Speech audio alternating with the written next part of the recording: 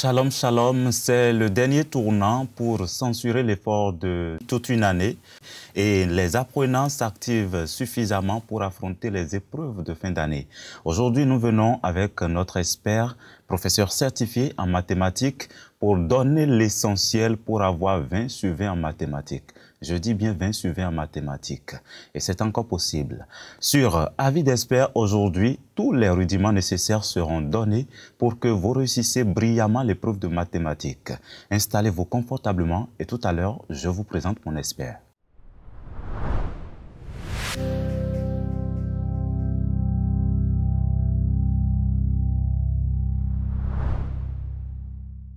Bonjour, Monsieur Vaudy, vous êtes professeur certifié de mathématiques et aujourd'hui comptable des collèges et lycées. Oui, merci, bonjour. Bonjour et bienvenue sur notre plateau. C'est un plaisir pour moi d'être avec vous. Le plaisir est vraiment partagé. Merci. Mon expert a une expérience énorme en correction d'épreuves de mathématiques, encadrement des classes d'examen et il a accepté partager ses expériences avec nous. C'est bien ça? C'est ça. C'est un plaisir vraiment pour nous de vous avoir sur ce plateau avec votre expérience aussi lourde que nous ne pourrions imaginer. Alors aujourd'hui, nous voudrions donner les outils nécessaires à nos apprenants pour réussir brillamment l'épreuve de mathématiques. Est-ce que nous pouvons avoir une idée de format aujourd'hui selon les normes APC ou approche par compétences au Bénin, les normes du format des épreuves de mathématiques au BPC et au baccalauréat? Merci, M. Zin. Effectivement, l'épreuve de mathématiques au BPC et au baccalauréat a un format. Et cela varie d'un examen à un autre et d'une série à une autre. Pour l'épreuve du BPC, la durée de composition, c'est 2 heures. Et l'épreuve est composée d'une situation d'évaluation et de 3 problèmes qui tournent autour de la situation d'évaluation. Les 3 problèmes sont indépendants. L'épreuve du baccalauréat pour la série A et B, l'épreuve du baccalauréat a une durée de 1h30 et est composée d'une situation d'évaluation et de 2 problèmes. Les deux problèmes sont indépendants dans les séries A et B. Dans les séries C et D, l'épreuve est composée durant 4 heures de temps.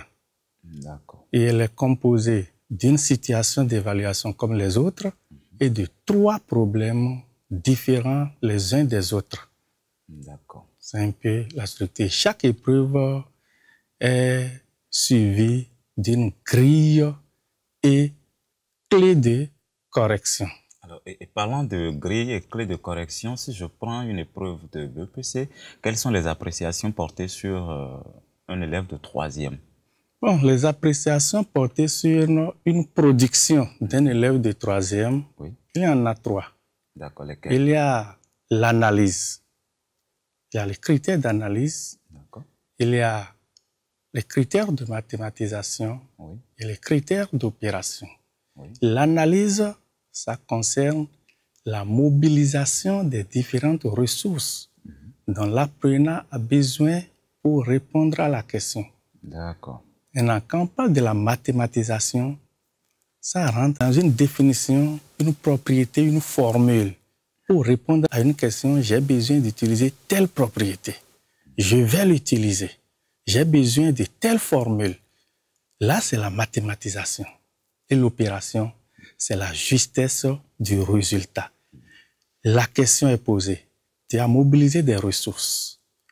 Tu as la formule. Maintenant, est-ce que tu es arrivé au résultat final de la question? C'est ça l'opération. L'analyse est notée sur 20 points, comme je l'ai dit. La mathématisation, 30 points. Et l'opération, 40 points. Maintenant, il y a le critère de perfectionnement qui est noté sur 10. Et en mathématiques, quand nous parlons des critères de perfectionnement, il ne suffit pas d'écrire quelque chose pour avoir les critères de perfectionnement. Il faut avoir au moins 40 points sur les 90. pour pouvoir bénéficier des critères de perfectionnement. Et sur les critères de perfectionnement, c'est entre 0 et 10. Mais si tu as une note inférieure à 40, sur les 90, tu es à 0 dans les critères de perfectionnement. D'accord. Et pourquoi? Parce que ça ne suffit pas, puisque les appréciations, les critères sur lesquels on se base pour donner la note de perfectionnement, tu n'as rien abordé. Et pour un élève qui a 35, 36... Non, il ne prend rien. Comme CP, là, c'est 0. Waouh, d'accord. Vous pouvez continuer donc dans les critères. Donc, c'est un peu ça. C'est un peu ça. Que ça soit BPC ou BAC, là, c'est les mêmes critères. Même critères pour BPC, BAC et toutes séries confondues. Toutes séries confondues. D'accord. Et dans les coulisses, quand nous étions en train d'échanger, vous m'aviez dit que c'est facile d'avoir 20 au baccalauréat. Est-ce que vous confirmez? Je confirme ça. Et on peut avoir facilement 20. Parce que moi, j'ai l'habitude de dire à mes apprenants que c'est plus facile d'avoir 20 en mathématiques qu'en histoire géo qu'en français. En français, d'ailleurs, on n'arrive pas à avoir 20. Mais même en mathématiques, on peut avoir 20. Moi, j'ai donné plusieurs fois 20. Quel est le secret? Quel est le secret? Puisque c'est pour ça que nous sommes là. Il faudrait quand même que nos apprenants, après avoir suivi cette émission, puissent facilement avoir 20. Bon, si c'est déjà un apprenant qui est bien en classe, qui a régulièrement 15, 16, 17 en classe là, il peut avoir banalement 20 à l'examen. Ah bon? Banalement 20 en ce sens que en mathématiques, il n'y a plus de nombre à virgule. D'accord. Sur les 100 points, ici les 100 divisé par 5 donne 20 sur 20. Oui. Sur les 100, si tu as 96, on est obligé de mettre 20 sur 20 parce qu'on ne va pas mettre 19 virgule. C'est ça. On est obligé de mettre. Mais avoir 96, c'est facile. Si déjà, dans les critères d'analyse, de mathématisation et d'opération, les candidats, l'apprenant a réussi, critères de perfectionnement, il attribue les 10 points. Et ça fait que, si déjà sur les 90, dans les autres critères, l'apprenant a déjà 86, plus les 10 points, vous voyez qu'il est déjà à 96. Ça, c'est vrai. Et il peut avoir les 20 sur 20. Et ça se donne. Et pareillement, c'est aussi facile d'avoir 0. Bon, 0 aujourd'hui, ce n'est plus facile. Ce n'est plus facile d'avoir 0. C'est très rare de donner 0 en mathématiques aujourd'hui à cause des critères d'analyse. Parce qu'avant de donner 0 à une question, le correcteur doit vérifier est-ce qu'il n'a pas mobilisé au moins une ressource qui lui permet de répondre à la question. Je donne un exemple. Où on demande de déterminer le domaine de définition d'une fonction. Il met déterminons le domaine de définition de la fonction. Oui. La fonction qui est déjà sur l'épreuve, s'il recopie la fonction, il a déjà mobilisé parce qu'il a besoin de la fonction pour pouvoir déterminer son domaine. Donc, c'est déjà une ressource qu'il a mobilisée. Ça, la seule, lui permet d'éviter 0. Donc, ce n'est plus facile de donner 0 aujourd'hui. Non, avec l'APC là. C'est difficile. Alors, tellement que j'ai à creuser avec vous que nous allons aborder pas à pas les questions de cette émission. Et si déjà je pourrais savoir les étapes essentielles pour mieux aborder un exercice en mathématiques. Quand je prends BPC, vous avez dit que c'est 3 problèmes. Alors, ces 3 problèmes-là, comment je peux aborder chaque problème sur mon épreuve pour mieux réussir? D'abord, quand l'apprenant, quand le candidat prend l'épreuve, il faut qu'il soit à l'aise. Il faut qu'il élimine tous les stress et savoir qu'il est venu pour avoir 20. D'accord. Il prend l'épreuve, il prend tout son temps pour lire une lecture attentive de l'épreuve. Tu lis le contexte, parce qu'il a des questions, surtout dans le problème 1, des questions, pour les répondre, tu as besoin des éléments de contexte. Lire le contexte. Prends les problèmes un à un. Tu lis les questions. Quand on parle de lecture d'une épreuve là, ce n'est pas une simple lecture. Quand tu lis, au fur et à mesure que tu lis, face à une question, tu dois commencer par mobiliser les ressources, les données pertinentes dont tu as besoin pour répondre à la question. Tu évolues comme ça. Et quand tu finis le problème 1, de lire le problème 1, tu sais déjà à peu près les questions auxquelles tu peux répondre. D'accord. Problème 2, problème 3. C'est capital. Quand tu finis maintenant, parce qu'on ne te demande pas de commencer nécessairement par le problème 1, nécessairement par le problème 2. Ah bon? Mais quand tu finis de lire, tu fais la récapitulation. Si je prends le problème 1, est-ce que je peux aller vite, vite, vite avec les questions puisque j'ai déjà une idée sur les réponses? Tu commences par le problème qui te semble le plus facile et tu fais. Après, tu abordes un autre, et ainsi de suite. Et en faisant ça, tu es en train de gérer aussi rationnellement ton temps. Alors, avant de venir à la gestion de temps, et quand je vous ai bien suivi, c'est qu'il faut bien lire l'épreuve. Je prends mon épreuve, je suis au BEPC, puisque je suppose que ce que vous venez de dire, c'est valable pour BEPC et BAC.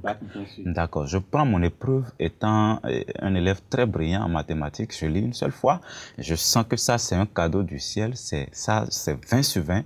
Je me mets seulement à traiter directement avec une pression. Est-ce que c'est de ça il est question? Là, il faut faire attention.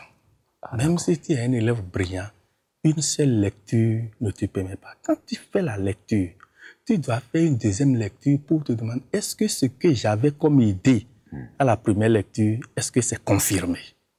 D'accord. Donc, on ne se jette pas sur une épreuve.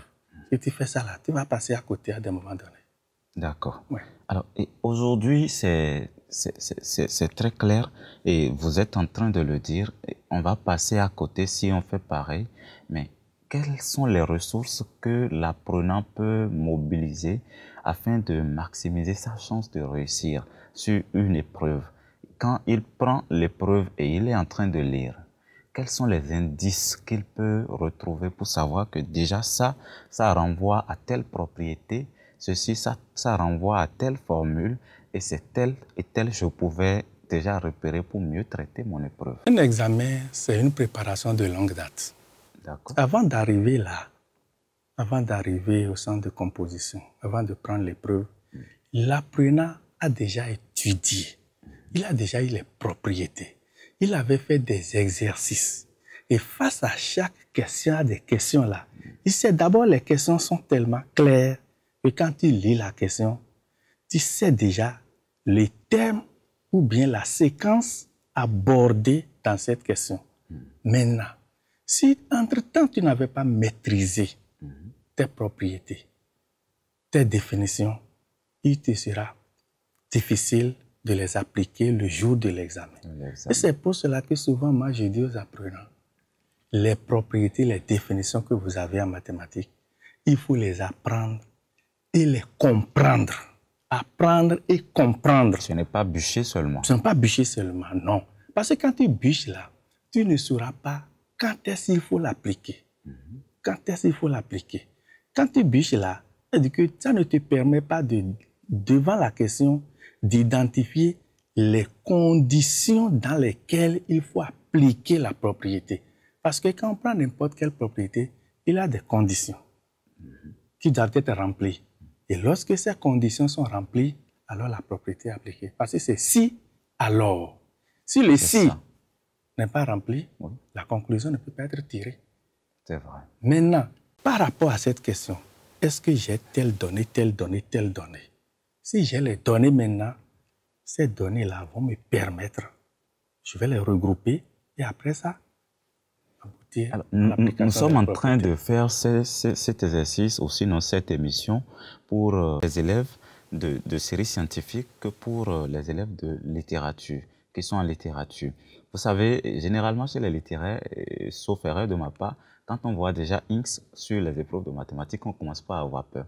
Et comment est-ce qu'un élève en classe de série A, en fait, en terminale A ou B, ça fait les deux séries littéraires, bien sûr. Bien sûr. Peuvent très bien aborder une épreuve de mathématiques sans avoir peur, puisque tellement on se concentre sur les matières littéraires que c'est généralement les dernières minutes, on vient se racheter pour ne pas avoir 0 au BEPC ou au bac. Et c'est exactement ce qui ne va pas. Les dernières minutes, non. L'élève, il est déjà habitué à X en classe. Il est déjà habitué à Y.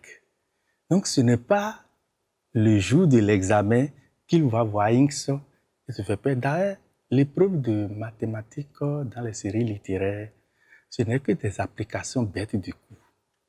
Ah bon? Oui, ce n'est que des applications bêtes. Il n'y a même pas de raisonnement. Il n'a même pas raisonné. Tu connais ton cours. Même dans les classes, déterminer les domaines de définition, on les amène même à comprendre quand on donne une fonction de tel genre, c'est de telle manière qu'il faut déterminer le domaine de définition. Donc, ils sont déjà habitués à tout ça là en classe. Donc, si ils voient X, le jour de composition, commence pas à avoir peur, cela veut dire que la préparation a été faussée. Donc, par rapport à ça, moi, je vais dire, surtout aux élèves, aux apprenants ou bien aux candidats des séries littéraires, de ne pas prendre les mathématiques comme des matières qui vont les tuer, non. Ce n'est pas une bête noire. La mathématique n'est pas une bête noire. C'est ce qui se dit généralement. Non, ce n'est pas une bête noire. C'est-à-dire, c'est des idées qu'ils avaient conçues. Parce que quand tu veux aller vers quelque chose, et avant d'aller, tu sais que cette chose-là, c'est difficile, je ne peux pas. Quand tu as déjà cette idée-là, tu ne pourras pas le faire. C'est ça. Parce que dans ce schéma-là, tu ne vas pas te donner, tu ne vas pas mobiliser tout ce dont tu as besoin pour pouvoir affronter l'épreuve. C'est ça.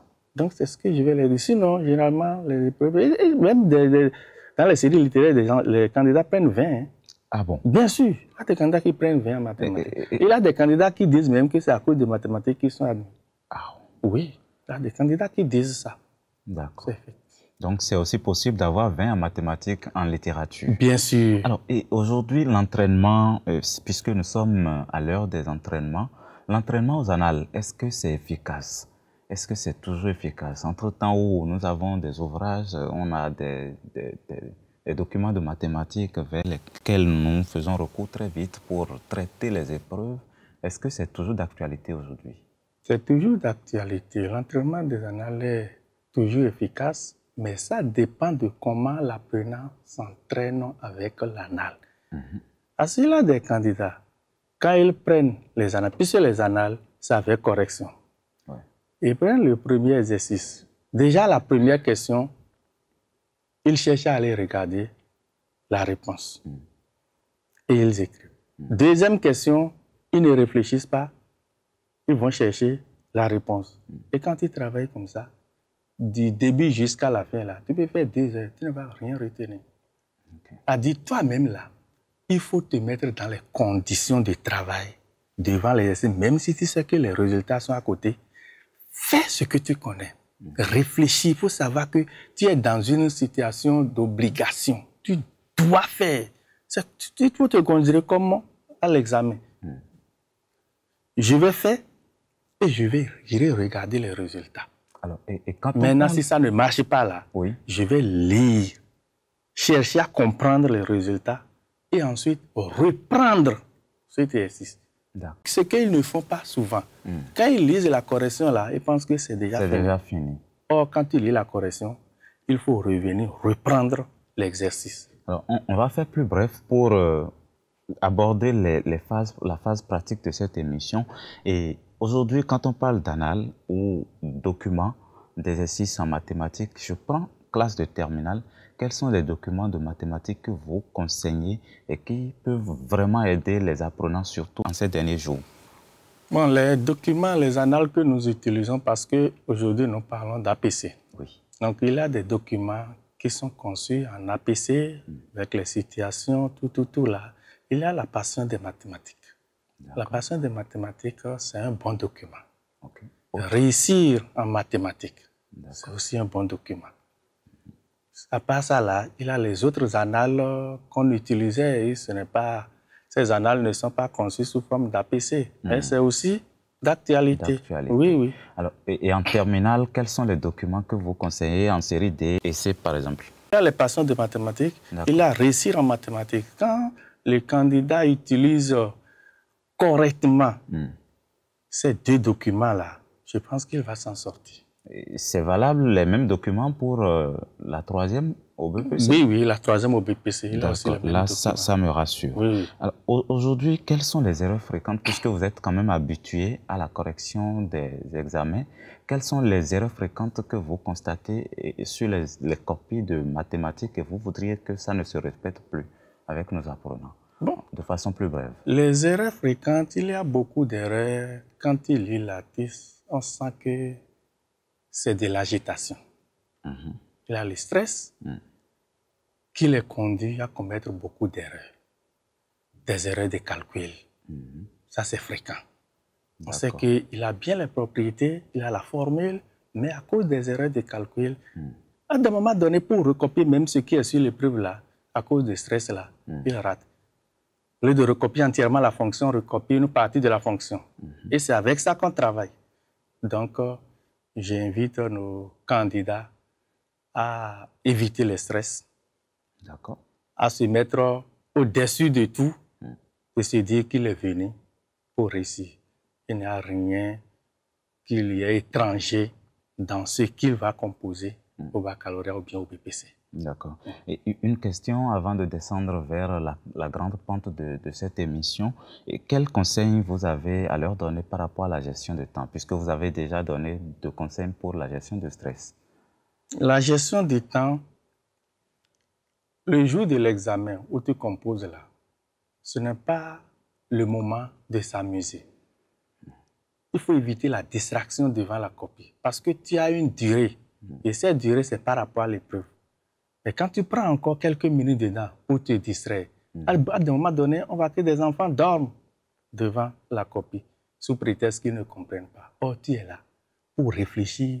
Si c'est 2 heures là, durant toutes les 2 heures, durant toutes les 4 heures. Donc, et maintenant, de travailler méthodiquement. Tel que je l'ai dit au début, il faut bien lire et commencer par les problèmes qui te semblent les plus faciles. Et là, tu sais que tu as déjà éliminé.